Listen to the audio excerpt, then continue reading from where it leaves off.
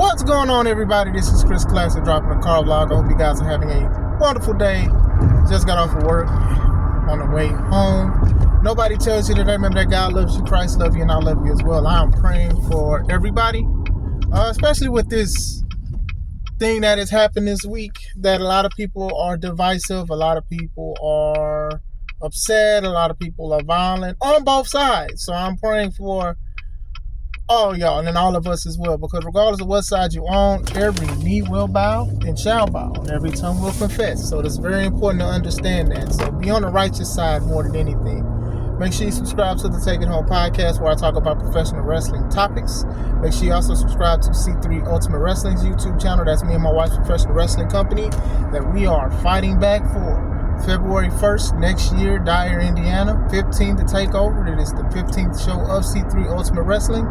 The board has selfishly named it the Takeover and also put themselves on the flyer or a silhouette. But it's going to be a good show. It's a lot of wrestlers that will debut. It's a lot of matches you haven't seen yet that I've heard about and stuff. So when those drop, it seems good, but it's the board. But still, support these wrestlers who put their bodies on the line for the company, and I'm very appreciative. I wanted to talk about two wrestlers that are going to retire in the year 2025. Goldberg and John Cena. And I want to talk about how they were important to me when I grew up watching wrestling and still do it now. I'm going to go with Goldberg first. Goldberg was one of my favorite wrestlers growing up when I was young. And in WCW, he was the guy to see. He was the man or whatever like that. There was a guy that they put a rocket on his back and he went to the top. And to me, he will always be in not only just WCW history, but wrestling history for how quick of a superstar he became. I always thought that he was like one of the coldest wrestlers. I didn't even think that anybody could beat him because of how they built this man. So I do know that a lot of people who quote unquote got smart in the business, so they start looking at interviews from wrestlers who didn't like him or just wasn't that fond of him when they said he couldn't wrestle or he couldn't do that. That doesn't really bother me much, because I think that what he was supposed to do, he went out there and did. You get what I'm saying? Like, what I enjoyed as a kid, I might not enjoy as an adult, but back then and even now, I still do love his stuff, even after being an adult, going into adulthood. I do think, he had a purpose for wrestling. He might have not cared for it, but that doesn't mean that he wasn't good or he didn't get the views or he didn't draw like that. Like, we just talked about this last week about Samantha saying, like, everybody was talking about she has Hall of Fame voice and all of this stuff, and then as soon as she left and said she didn't want to, a lot of people was like, oh, well, I'm not a fan. I was never a fan. I'm like, I'm not going to do that. I grew up a fan of Goldberg, and I'm still a fan of Goldberg. Regardless of a lot of criticism that I have and other people have to him, this guy is a Hall of Famer. So, with that being said, he said he's going to retire. A lot of people's under the impression he's already retired. Low-key, if he didn't wrestle anymore, that would be okay with me. But, I do think that is something that people will pay to see. After WCW, he did show up to WWE. He feuded with The Rock, and then he went to Triple H. He feuded with Jericho for a little bit and stuff, but then he eventually got the titles or whatever like that. And then he wrestled Brock Lesnar at WrestleMania 20. Then he left again. And then he came back. Now, the second time he came back was a little shocking, because I don't think that anybody thought that Goldberg was going to come back and wrestle. But then him and Brock was taking shots at each other. Then he said he's going to show up to Raw. Then we're like, oh my goodness. So we're going to get Brock versus Goldberg again? Because I know a lot of people was mad at the first time they faced each other. To me, it was a decent match. I just think that a lot of people was upset that they knew that both of those guys was out the door. Goldberg had other stuff he wanted to do. Brock wanted to try football and stuff like that, and then we know with the stuff with MMA and all of that success and stuff. But still, I think a lot of people was turned off by it because it was their final match, and a lot of people knew that.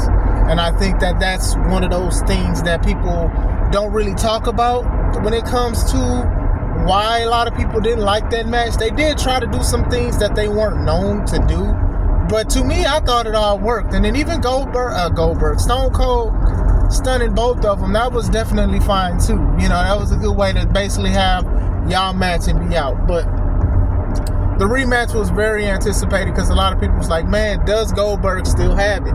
Does Goldberg still have the who's next factor, the fear factor and stuff like that? And let me say, at that Survivor Series, Brock did his best to make Goldberg look like a beast. Now, the match was only, a minute and 25 seconds? I'm not even going to lie. I didn't really care much for a lot of the other stuff at that Survivor Series. I was already halfway in and out of sleep. Me and my homie Wendell, we was watching it, and we was just waiting. So then when this happened, you get goosebumps, like, okay, Goldberg is back. He looks in shape. He doesn't look as big as he used to because he's older and stuff like that. Bell rings. Brock picks up Goldberg, takes him to the corner. We like, oh man, he about to get washed at it. Goldberg pushes him. All of a sudden, spears, then jackhammer. 1, 2, 3. We was as shocked as everybody that was watching it live. We watched it again like a couple more times after that. And to me, the way the crowd reacted, they knew they had money because Brock Lesnar was beating everybody to the fact of where if anybody faced Brock, people was like, oh no, Brock's going to beat him. You know, Brock went through Kofi. He went through so many people. I don't think he faced Kofi yet, but still. Brock was just being an unstoppable person, was just beating up people in Suplex City and stuff like that. So when Goldberg did it, it was crazy. So we was like, oh man, like what's going to happen now? And then eventually Goldberg would come back and forth. He won the Universal title against Kevin Owens with a spear and jackhammer. Then he beat Bray Wyatt in, I believe, Saudi Arabia for the Universal title and stuff. So we all knew that what kind of matches we was going to get with Goldberg, obviously. By that time, it was like, okay, these matches it's going to be a lot of spears and jackhammers. and that's what we got. And to me, I know some got mad at it, but people paid to see it.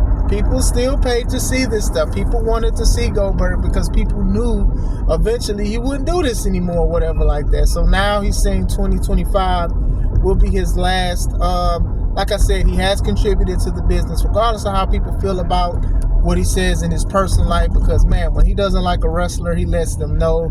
I know, like he was upset with Asuka basically beating his streak and called her like a Japanese chick beating the streak, and a lot of people got mad at him for that, and a lot of heavy flack with that as well. But I don't just take away what he has done for the business, even if he didn't care for the business. You know what I'm saying?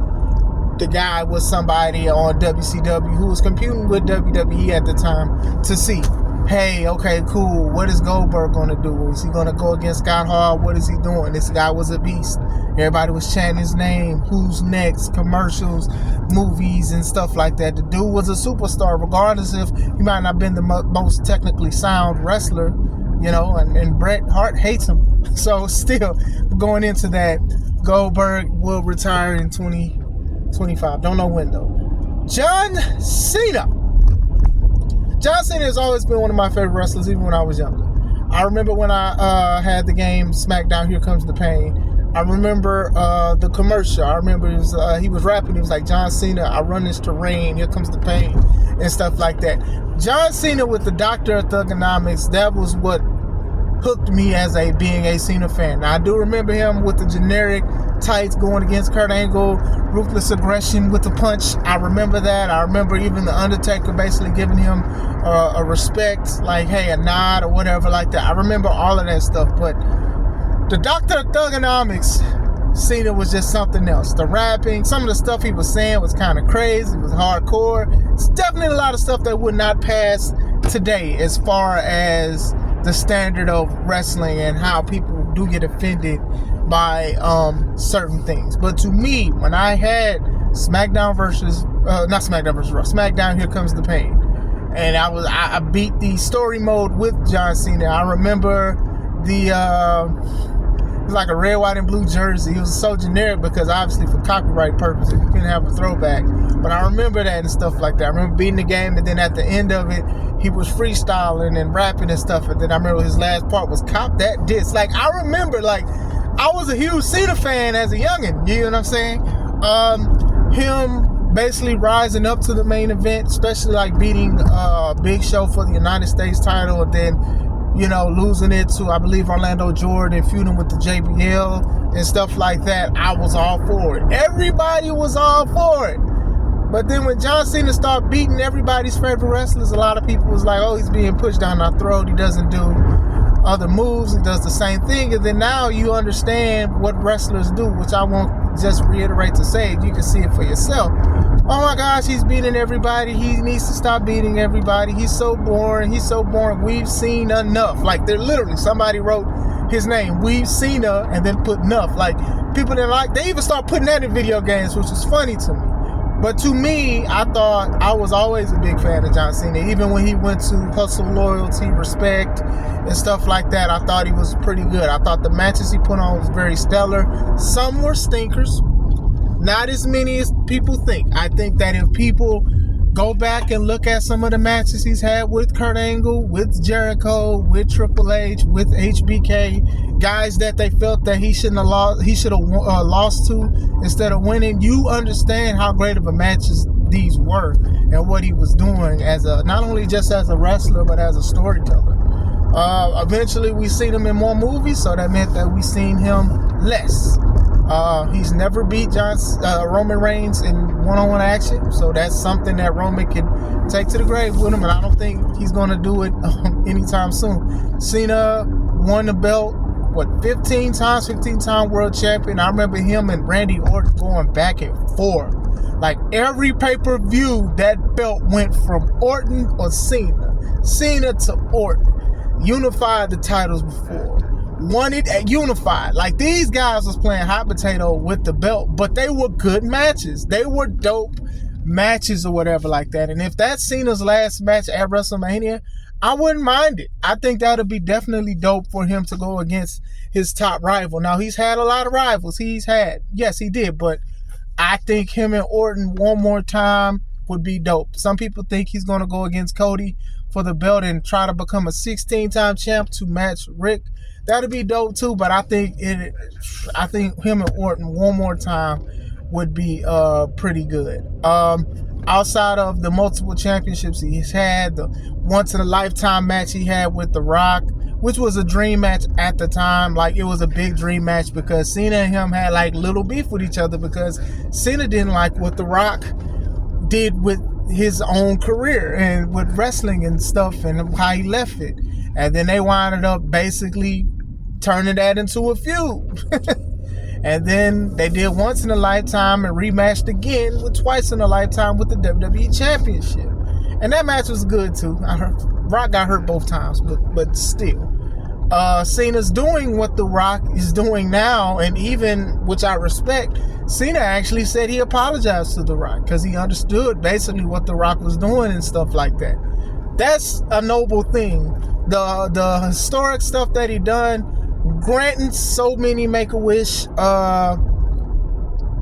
requests, is just phenomenal. Like, doing the most to it and stuff. Like, there's people, like, he's flew places during COVID with masks and stuff, seeing these kids that some were terminal, very sick, very ill, and their last thing to do was to see John Cena. Like, to me, that's how a wrestler is supposed to carry themselves, let alone just not just a wrestler but a man, shooting a real life superhero. So Cena has done a lot of stuff for people, and it's not just to say you have to like him for that, but it's something very, very noble. So like I said, we saw like him in more movies, so that meant that we would see him less. We saw him getting old. We saw the muscle mass decreasing.